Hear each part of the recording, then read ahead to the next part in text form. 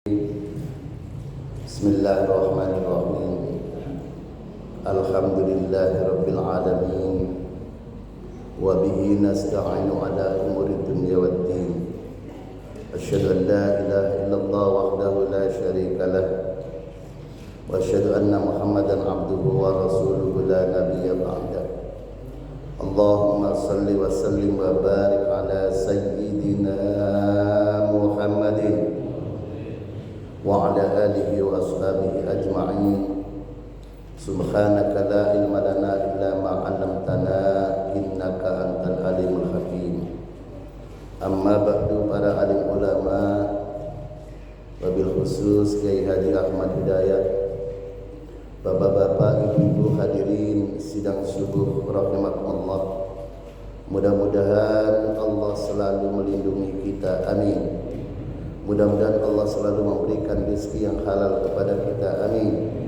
Mudah-mudahan Allah jadikan bangsa Indonesia ini bangsa yang rukun, damai, tentram, sejahtera, amin ya rabbal alamin.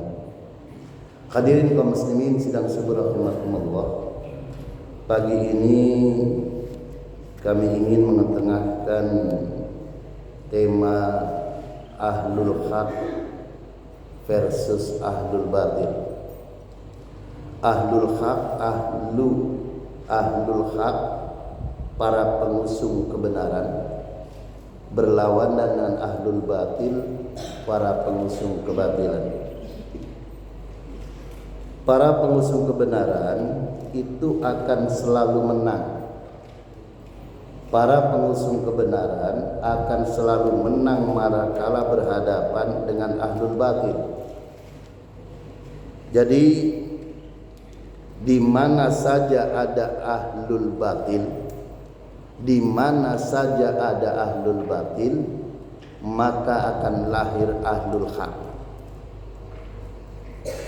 Kendatipun kebatilan itu sudah bercokol lama, sudah berkuasa lama, bahkan bisa jadi sudah beratus tahun, dan bahkan menguasai jejaring sosial, ahlul haq akan menemukan jalan untuk mengalahkan kebatilan, insya Allah. Allah di dalam Al-Quran berjanji, di dalam Quran surat Al-Isra ayat 81, Allah menegaskan, wa qul ja'al haq wa zaqal batil innal batila kana zahuqa. Manakala kebenaran itu datang, maka yang batil itu akan kalah, maka yang batil itu akan lenyap. Bahkan Allah kemudian mengulangi, innal batila kana zahuqa, bahwa kebatilan itu, sungguh kebatilan itu pasti akan lenyap, pasti akan kalah. Alhamdulillah. Sejarah mencatat, Al-Quran mencatat pertarungan antara kebatilan dan yang hak, pertarungan antara yang hak dan kebatilan. Allah mencatat di dalam firman-Nya, dan ini wajib diyakini oleh semua muslim, karena ini kisah diceritakan oleh Allah melalui firman-Nya yang disampaikan kepada Nabi Muhammad. Maka ini kisah wajib kita imani dan tidak boleh sedikit pun kita meragukannya. Ketika Raja Namrud itu raja yang sangat berkuasa dan kekuasaannya itu luas, mendapati Tuhan-Tuhannya, berhala-berhalanya itu hancur berantakan. Jadi Raja Namrud mendapati patung-patung sesembahan mereka yang dianggap sebagai Tuhan-Tuhan mereka itu hancur berantakan. Lalu kemudian Raja Namrud dan para pengikutnya bertanya, qalu a anta fa'alta hadza bi alihatina ya Ibrahim. Itu di dalam Quran surat Al-Anbiya ayat 62. Qalu, Raja Namrud dan orang-orangnya bertanya, "A anta fa'alta hadza bi alihatina ya Ibrahim?" Ibrahim, apakah engkau yang menghancurkan patung-patung kami ini? Hai Ibrahim, apakah engkau yang menghancurkan Tuhan-Tuhan kami ini? Nabi Ibrahim tenang, santai. Lalu dia menjawab, qala bal fa'alahu kabiruhum hadza. Qala bal fa'alahu kabiruhum hadza. Sebenarnya yang menghancurkan Tuhan-Tuhan kalian itu patung-patung yang besar itu. Lalu kemudian Nabi Ibrahim melanjutkan, fas'aluhum in kanu yantiqun. Coba tanya saja sama patung-patung besar itu, siapa tahu dia bisa dapat berbicara. Nah, ini. Kemudian Raja Namrud dan pengikutnya, Raja Namrud dan kabinetnya marah. Para pengusung kebatilan marah. Hai Ibrahim, kamu tahu berhala-berhala itu tidak dapat berbicara. Mengapa engkau meminta kami suruh bertanya kepada berhala-berhala itu? Balas Nabi Ibrahim, kalau engkau tahu, kalau kalian sudah mengerti bahwa patung-patung itu tidak bisa berbicara, kenapa kalian menyembah mereka? Ini. Kalau sudah tahu Tuhan-Tuhan kalian itu tidak bisa bicara, kenapa kalian menyembah mereka? Hadirin kaum muslimin sidang subuh rahimakumullah, ucapan Nabi Ibrahim ini diabadikan di dalam Quran surat yang ke-21 ayat 66 dan 67. Nabi Ibrahim berkata, qala afata'buduna min dunillah ma la yanfa'ukum syai'aw wa la yadurrukum. Mengapa kalian menyembah selain Allah padahal yang kalian sembah itu la yanfa'ukum syai'aw wa la yadurrukum, tidak memberi manfaat sedikit pun dan juga tidak dapat memudaratkan. Jelas? Jelas? Raja Namrud mulai mau mengkick balik Ibrahim. Raja Namrud bertanya, Ibrahim, man rabbuka alladhi tad'una ilaihi? Ibrahim, siapa Tuhanmu yang engkau minta agar kami ini menyembah Tuhanmu itu?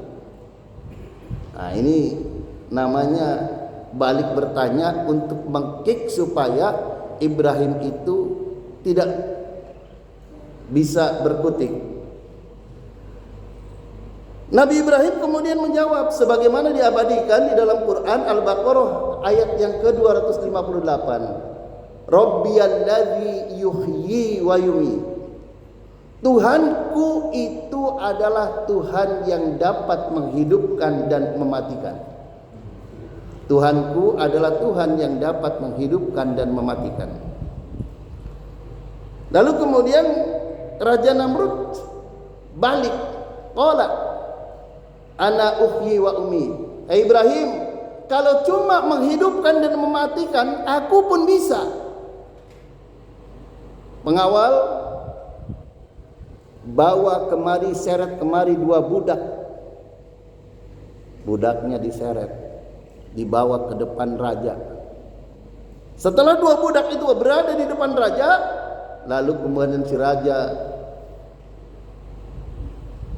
mengambil pedangnya, menghunuskan pedangnya, ditebas lehernya satu budaknya itu. Begitu ditebas, matilah satu budak. Ibrahim, lihat, kalau cuma Tuhanmu itu bisa mematikan dan menghidupkan, ana uhyi wa umiit, aku pun bisa menghidupkan dan mematikan. Ibrahim tenang-tenang saja. Qala Ibrahim kemudian balik bertanya, fa inna Allah ya'ti bisyamsi minal masyriq fa'ti biha minal maghrib. Baik, Innallaha ya'ti bisyamsi minal masyriq. Tuhanku menerbitkan matahari dari timur. Fa'ti biha minal maghrib. Fa'ti biha minal maghrib. Kalau begitu sekarang aku minta engkau terbitkan matahari dari timur. Nah, ini Raja Namrud dan pengikutnya bingung. Fabuhital ladzi kafar. Orang-orang kafir ini bingung. Penyembah berhala ini bingung. Mereka semuanya bingung. Wallahu la yahdil qaumadz zalimin. Allah tidak akan pernah memberikan petunjuk kepada orang-orang yang berbuat zalim. Hadirin kaum muslimin sidang subuh rahimakumullah. Ini apa? Bahwa dalam perdebatan ini Raja Namrud malu. Karena kalah berdebat, tidak bisa menerbitkan matahari dari barat, maka kemudian Raja Namrud mengeluarkan keputusan hukum. Ibrahim dihukum bakar karena dia telah menghancurkan Tuhan-Tuhan mereka, berhala-berhala mereka, terkena pasal penghinaan terhadap Tuhan-Tuhan mereka. Jelas? Pertarungan hak dan batil itu sudah lama, dan ketika Nabi Ibrahim bersama Namrud juga begitu. Begitu dihukum bakar, maka kemudian rakyatnya disuruh mengumpulkan kayu bakar sebanyak-banyaknya, satu lapangan sepak bola penuh, ditumpuk sampai 3 meter lebih. Lalu kemudian dinyalakan. Setelah nyala, lalu kemudian begitu semuanya sudah nyala menjadi wangwa. Kalau bahasa Jawa wangwa, apa itu? Api unggun lah, seperti itulah ya. Nah, akal manusia akan mengatakan manakala manusia dibakar api, gosong, hangus menjadi abu. Tatkala api unggun itu sudah menyala, maka kemudian dengan alat pelanting yang sudah dibuat, maka kemudian Ibrahim dipelantingkan. Begitu melanting langsung jatuh di tengah-tengah daripada kobaran api itu. Nah, tatkala kemudian begitu Ibrahim akan jatuh persis di tengah-tengah kobaran api unggun itu, Allah berfirman, Qulna ya narukuni bardaw wa salaman ala Ibrahim. Hai api, dinginlah dan selamatkan Ibrahim. Jadi bahasanya bardaw wa salaman, dingin dan selamatkan. Kalau dingin saja tanpa wasalaman, ulama kemudian menafsirkan bahwa Ibrahim akan beku, sebab kedinginan akan beku. Hadirin kaum muslimin sidang subuh rahimakumullah. Imam Nawawi Al-Bantani, Imam Nawawi bin Umar Al-Bantani, ulama internasional yang lahir di Banten dari Indonesia, di dalam kitab tafsir Maroh Labid. Jadi beliau ini tafsirnya ini dulu menjadi kajian di Universitas Al-Azhar Kairo. Jadi betul-betul alim dan betul-betul beliau itu menjadi imam di Masjidil Haram. Di dalam penjelasannya, Imam Nawawi Al-Bantani mengatakan berkaitan dengan ayat Qulna ya narukuni bardaw wa salaman ala Ibrahim, beliau menjelaskan wa makatha Ibrahimu fin nari sab'ata ayyami. Ibrahim itu, Nabi Ibrahim itu berada di dalam api unggun itu selama sab'ata ayyamin, 7 hari. 7 hari. Bayangkan 7 hari di dalam pembakaran api. Hangus apa gosong? Kalau gak hangus, gosong minimal itu. Kemudian Imam Nawawi menjelaskan wa kana indahu ainun ma'un adbun wa wardun ahmar wa narjis. Allah menciptakan mata air segar dengan bunga mawar yang ada di situ. Jadi orang melihat bahwa Nabi Ibrahim itu terbakar api, tapi Allah di dalam api unggun itu menciptakan mata air dengan bunga mawar merah yang ada di situ, sehingga Ibrahim tidak sedikit pun merasa kedinginan, tidak sedikit pun merasa kehausan, tidak sedikit pun merasakan kepanasan. Lanjut, Imam Nawawi mengatakan wa atahu Jibril biqamisi min khariril jannah. Jibril datang sambil membawa gamis yang terbuat dari sutra dari surga. Jadi Jibril datang. Wa qala Jibril, lalu kemudian Jibril berkata kepada Ibrahim, Ibrahim, inna rabbaka yaqul amma alimta anna an-nara la tadurru ahbabi. Ibrahim, tahukah engkau anna an-nara la tadurru ahbabi? Api itu tidak bisa akan mencelakakan kekasihku. Api itu tidak bisa akan membakar kekasihku. Api itu tidak bisa akan menghanguskan, menggosongkan kekasihku. Walam takhriqin nara minhu illa wasaqah. Api itu cuma akan membakar, tidak akan membakar dirimu kecuali ikatannya. Alhamdulillah. Kenapa api bisa begitu? Ini karena ilmunya dalam.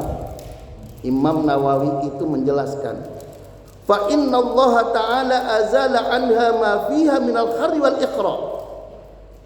Sesungguhnya Allah telah mencabut sifat api yang panas dan membakar.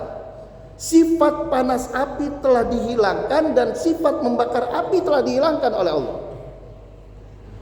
Wa abqa ma fiha minal idha'i wal isyraqi, sehingga tinggal nyalanya tetap ada, bersinarnya tetap ada, sehingga orang lain menyangka bahwa Ibrahim itu terbakar. Jadi apinya tetap nyala, sinarnya tetap ada, tetapi azala anha ma fiha minal khari wal iqra, sifat panas dan sifat membakar apinya itu telah dicabut oleh Allah, sehingga Nabi Ibrahim tidak merasakan kepanasan sedikit pun. Alhamdulillah. Hadirin kaum muslimin sidang subuh rahimakumullah, inilah pertarungan antara hak dan batil, dan pertarungan antara ahlul hak dan ahlul batil itu terjadi kapanpun, dimanapun, setiap saat akan selalu ada. Pertanyaannya tinggal kita pilih, kita mau ikut ahlul hak atau kita ikut ahlul batil. Nah ini, sedikit apapun yang kita perjuangkan untuk mendorong keberpihakan kita terhadap ahlul hak, insya Allah kita akan masuk surga. Amin, amin ya rabbal alamin. Sebagai penutup, mari kita renungkan ucapan Sayyidina Ali karramallahu wajhah, menantu Nabi Muhammad sallallahu alaihi wasallam, yang cucunya tersebar ke seluruh dunia, termasuk di Indonesia, para habaib, para syarifah. Beliau mengatakan, khina sakata ahlul haq anil batil, tawahama ahlul batil annahum alal haq.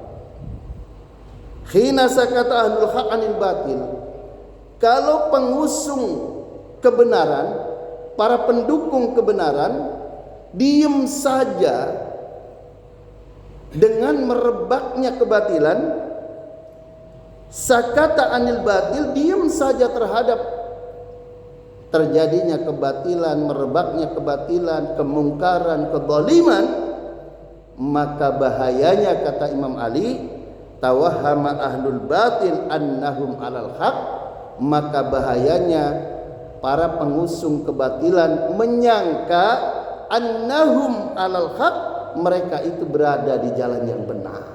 Ini jelas? Jelas? Jadi kalau kita ulama, kiai, ustadz, muslim, mukmin diam saja dengan adanya perjudian, diam saja dengan adanya prostitusi, diam saja dengan adanya yang lain-lain yang sifatnya kemungkaran dan bertentangan dengan undang-undang, maka mereka para pengusung kebatilan menyangka bahwa yang dijalankannya itu benar. Karena itu di negeri kita yang berdasarkan Pancasila dan Undang-Undang Dasar 45, mari kita ingatkan mereka dengan santun, ingatkan mereka dengan baik, ingatkan mereka dengan lembut.